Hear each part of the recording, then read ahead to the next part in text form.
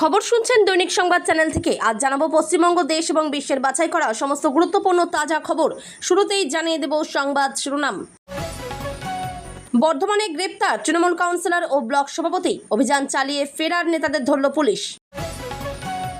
মুখ্যমন্ত্রীর কড়া বার্তার পরেই অ্যাকশনে পুলিশ, বাগনানে বিজেপি কর্মী খুনে গ্রেপ্তার আরও এক। সোমবার বিধানসভাতে ইউসিসি বিল পেশ, শুভেন্দু সরকারের কি বললেন পদ্ম সেনাপতি শ্রমিক। বিজেপি নেতাকে প্রাণে মারার চেষ্টা, গ্রেপ্তার রহিম নবীর ভাই সহ 2 তৃণমূল নেতা। দমদমে ওয়ার্ড অফিসে রাশি রাশি ভোটার ও আধার কার্ড উদ্ধার, রোষের মুখে তৃণমূল কাউন্সিলর, গায়ে কালি ঢেলে মারধর। পাত্রের ডিজেল সরবরাহের ক্ষেত্রে নিষেধাজ্ঞা তুলে নিল শুভেন্দু সরকার, জ্বালানি নিয়ে কেন্দ্রের বিধিনিষেধ শিথিল পশ্চিমবঙ্গে। জমি দখল তৃণমূল নেতার, 12 বছরেও সুবিচার না পেয়ে মন্ত্রী শঙ্কর ঘোষের দ্বারস্থ জওয়ান। উস্কানিমূলক মন্তব্যের জের এবার হুমায়ুন কবিরের বিরুদ্ধে অভিযোগ দায়ের, উঠল অবিলম্বে গ্রেপ্তারির দাবিও। পুজোর আগেই বাম্পার বোনাঞ্জা, রাজ্যবাসীর অ্যাকাউন্টে ঢুকবে 3000 টাকা, ডিএতে বড় রেকর্ড। অযোধ্যার রাম মন্দিরে প্রণামী চুরিতে ধৃত 8 জনের বাড়িতে তল্লাশি, জিজ্ঞাসাবাদের জন্য হেফাজতে চাইতে পারে পুলিশ। স্থান মাহাত্ম্য বজায় রাখতে অনড় কালীঘাট তৃণমূল, 21শে জুলাই শহীদ দিবসের প্রস্তুতি শুরু দোলা কুণালদের। প্রবল বৃষ্টিতে উত্তর সিকিমে ভেসে গেল ব্রিজ, রাস্তা আটকে শতাধিক পর্যটক, বিপর্যস্ত ভুটানও। দীঘার জগন্নাথ মন্দিরের দায়িত্ব দিয়েছিলেন মমতা, ইসকনের সমস্ত পদ থেকে অপসারিত রাধারমন দাস। যানজটে বিরক্ত বিধায়ক গাড়ি থেকে নেমেই নির্দেশ দিলেন ক্লাব দোকান ভেঙে ফেলার, হুঁশিয়ারি প্রশাসনকেও। মুখ্যমন্ত্রীর প্রটোকল না অমানবিকতা, মোমো বিক্রেতা তরুণীর ওপর পুলিশের নির্মম হামলা, বরখাস্ত অভিযুক্ত। ডাকাতি হয়ে গেছে রামকোষে, বফার্স কেলেঙ্কারির মতো যা রাম ধাক্কা দিতে পারে মোদি যোগীকে। বৃদ্ধ দম্পতিকে ভাড়া না দিয়েই বছরের পর বছর তৃণমূল পার্টি অফিস, সেই ঘর দখলমুক্ত বিজেপির। করাচিতে জঙ্গি হামলার দায় ভারতের ঘাড়ে, নিজের ঘরে তাকান পাকিস্তানকে তোপ নয়াদিল্লির। শ্যামাপ্রসাদের ভিটে সংস্কারে 200 কোটি, বসবে 125 ফুটের মূর্তিও, বদলের আশা পর্যটন মানচিত্র। সংঘে ভালো মানুষের সংখ্যা কমছে, প্রকাশ্যে আরএসএসের সমালোচনা কৈলাস বিজয়বর্গীয়র। মোটা টাকার বিনিময়ে হাসপাতালে পাকা চাকরির টোপ, সরকার বদলাতেই খেলা শেষ তৃণমূল নেতার। ট্রাম নিয়ে এবার বড় ঘোষণা অর্জুন সিংয়ের, দক্ষিণেশ্বর থেকে কালীঘাট, সল্টলেক থেকে নিউটাউন, চমকের তালিকায় থাকছে কি। তৃণমূলের নাম ও প্রতীক জালিয়াতি, ঋতব্রত বন্দ্যোপাধ্যায় সহ একাধিক নেতার বিরুদ্ধে থানায় অভিযোগ। স্যার বলেছেন স্কুলে গিয়ে বাথরুমের ছাদে উঠে জলের ট্যাঙ্ক পরিষ্কার করছে পড়ুয়ারা। হাসপাতালে চাকরির টোপ দিয়ে লক্ষ লক্ষ টাকা আত্মসাৎ, পুলিশের জালে হেভিওয়েট তৃণমূল নেতা। স্যার বলেছেন স্কুলে গিয়ে বাথরুমের ছাদে উঠে জলের ট্যাঙ্ক পরিষ্কার করছে পড়ুয়ারা। কে মমতা, আমার মুখ দেখেই ভোট দিয়েছে জনতা, দাবি রচনার। হু হু করে বেড়েছে অভিযুক্তদের সম্পত্তি, বাড়ি গাড়ি কি নেই, রাম মন্দিরের আর্থিক কেলেঙ্কারিতে বড় মোড়। তোলাবাজি মামলায় বাড়ল চাপ, সব্যসাচী দত্তের বিরুদ্ধে ইসিআইআর দায়ের ইডির। হাওড়া স্টেশন চত্বরে তোলাবাজির অভিযোগ, শিলিগুড়ি থেকে পাকড়াও আইএনটিটিউসির প্রাক্তন সভাপতি। সব বিধায়ককে এভাবেই তাড়াতে চাইছেন, এবার কল্যাণের বিরুদ্ধে বিস্ফোরক টিএমসি বিধায়ক সাথী। রাম মন্দিরের অনুদান চুরি, সরকারের উপর তীব্র ক্ষোভ প্রকাশ শঙ্করাচার্যের, বিশ্বাস হারাবে হিন্দুরা। বড় ধাক্কা শওকত ঘনিষ্ঠ মহলে, খুনের মামলায় গ্রেপ্তার তৃণমূলের দাপুটে নেতা খয়রুল ইসলাম। বিদ্রোহী সাংসদরা টাকা পেয়েছেন, রচনা বললেন মিথ্যে।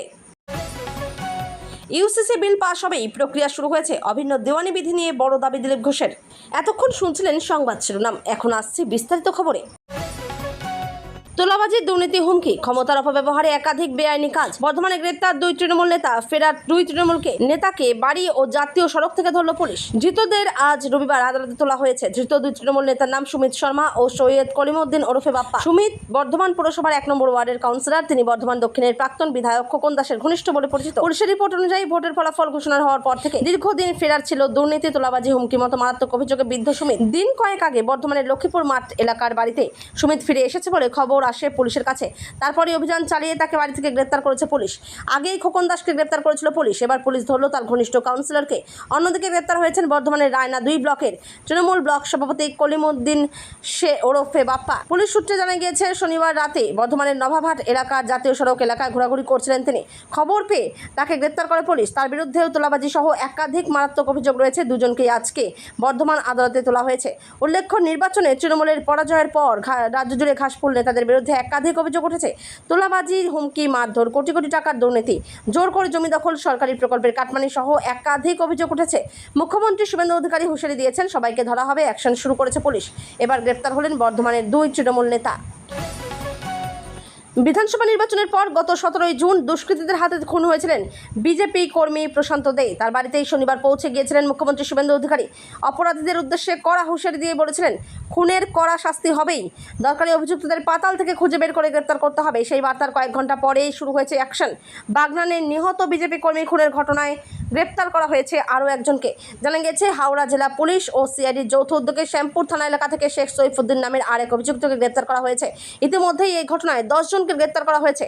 গত 17 জুন 2026 বাগনানের পাইকপাড়া গ্রামের বিজেপি কর্মী প্রশান্ত দে দুষ্কৃতীদের হাতে খুন হন।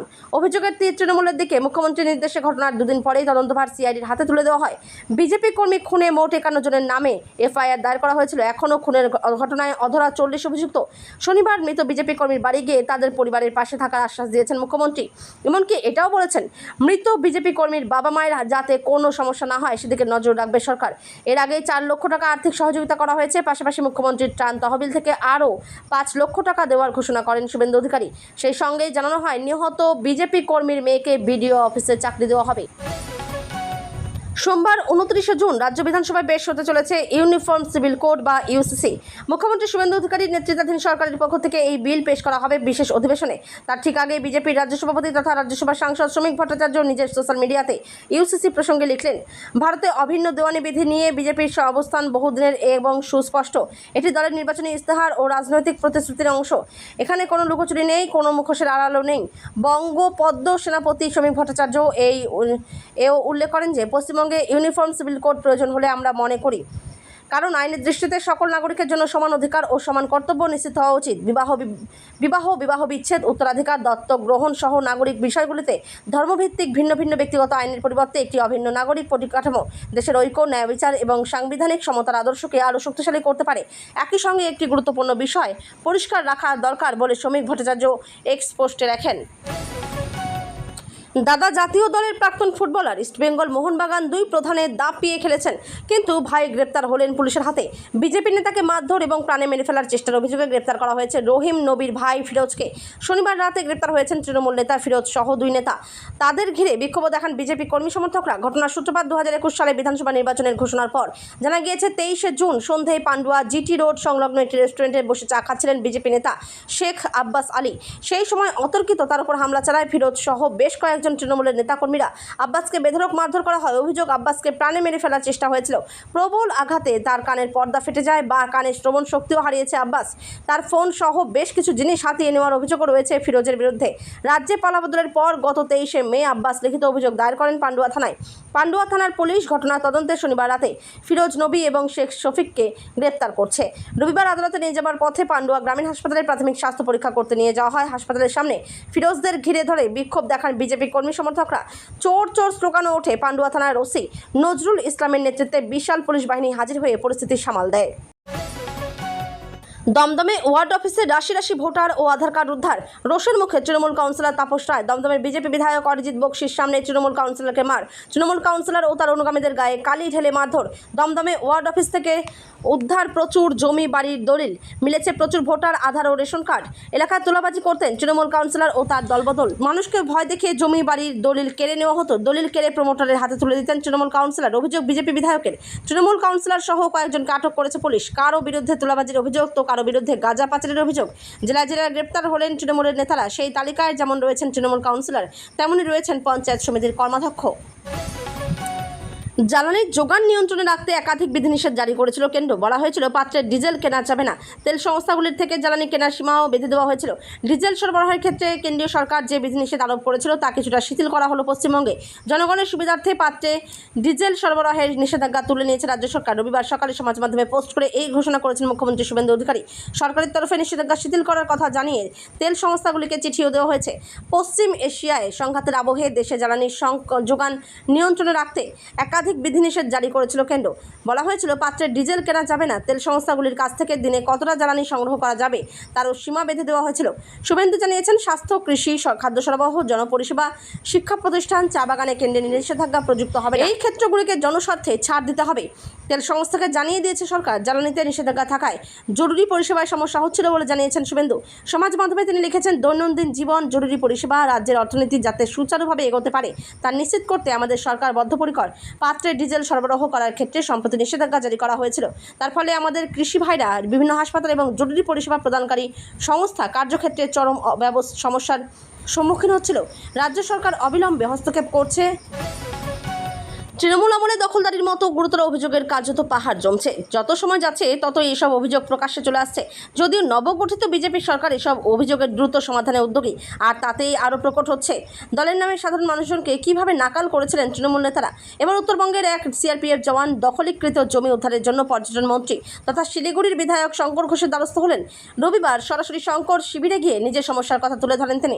জানান, 2014 সাল থেকে জমিটি দখলমুক্ত করার চেষ্টা করেছেন, কিন্তু পুলিশের উদাসীনতায় সমাধান হয়নি। সব শুনে শঙ্কর ঘোষ পুলিশের মাধ্যমে সাহায্য করার প্রতিশ্রুতি দেন। ভাসি দেওয়ার বাসিন্দা টুটুল মজুমদার সিআরপিএফ জওয়ান, কাশ্মীরে কর্তব্যরত।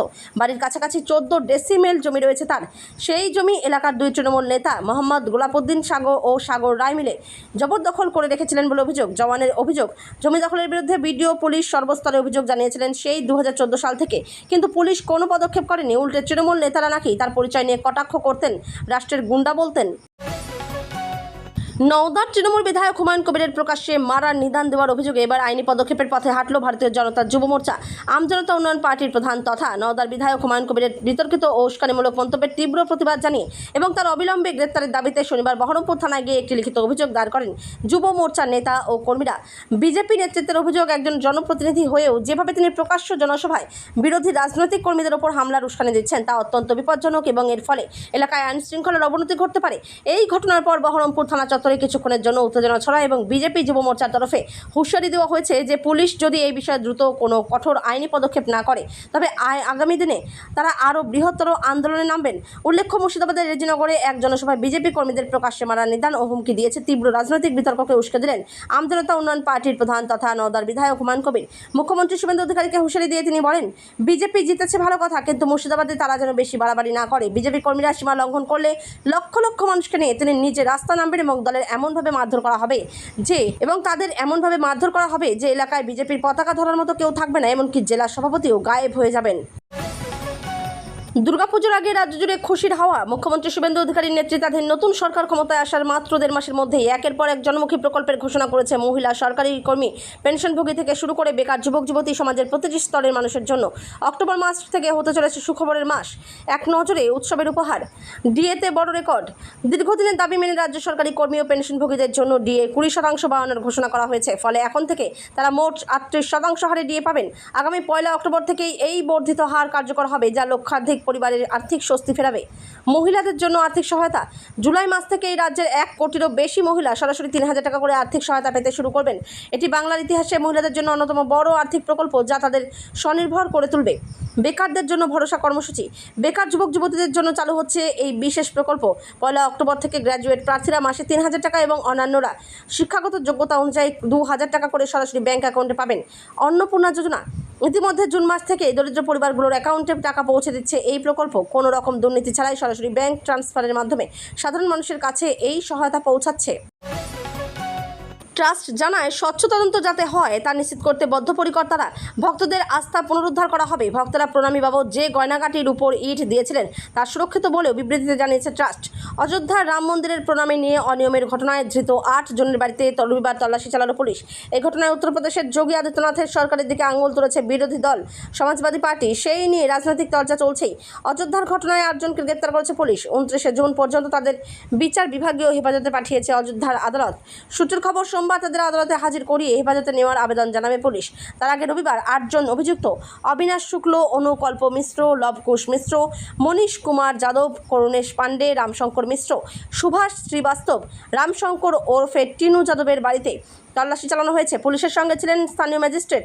একটি সূত্র বলছে, এখন পর্যন্ত প্রণামী দুর্নীতি মামলায় 79.85 লক্ষ টাকা উদ্ধার করা হয়েছে। শনিবারই শ্রীরাম জন্মভূমি তীর্থক্ষেত্র ট্রাস্টের তরফে জানানো হয়েছে, সাধারণ সম্পাদক পদ থেকে চম্পত রায় এবং ট্রাস্টি পদ থেকে অনিল মিশ্রের দেওয়া ইস্তফাপত্র তাদের হাতে এসেছে। তারা আরও জানিয়েছে, পরবর্তী বৈঠকে এই ইস্তেহার বিষয়ে সিদ্ধান্ত নেওয়া হবে। মন্দিরে জমা পড়া প্রণামী নিয়ে অনিয়মের অভিযোগ ওঠার পরে প্রথমবার বিবৃতি দিয়ে ট্রাস্ট জানায়, স্বচ্ছ তদন্ত যাতে হয় তা নিশ্চিত করতে বদ্ধপরিকর তারা। ভক্তদের আস্থা পুনরুদ্ধার করা হবে। ভক্তেরা প্রণামী বাবদ যে গয়নাগাটির উপর ইট দিয়েছিলেন তা সুরক্ষিত বলেও বিবৃতিতে জানিয়েছে ট্রাস্ট।